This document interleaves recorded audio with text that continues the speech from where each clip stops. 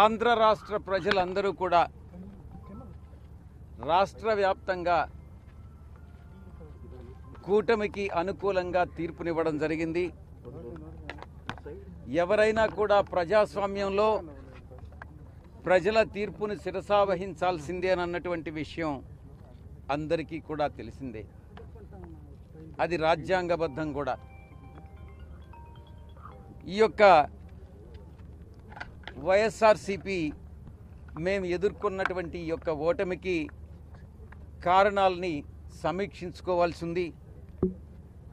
ఎక్కడ పొరపాటు జరిగింది, ఆ పొరపాట్లను ఎలా సరిదిద్దుకోవాలి, ప్రజలకు నచ్చనటువంటిది మేము ఏం చేశాం, మేము చేసినటువంటి పనులని ప్రజలు ఎందుకు ఆదరించలేదు అన్నటువంటి విషయాన్ని కూలంకషంగా చర్చించి ప్రతి నియోజకవర్గం నాయకులతోనూ అందరితో కూడా సమీక్ష నిర్వహించి మా అధ్యక్షుల వారు ఆ తదుపరి కార్యాచరణ చేపడతారన్నటువంటి విషయాన్ని మీ అందరికీ కూడా తెలియజేసుకుంటా ఉన్నా.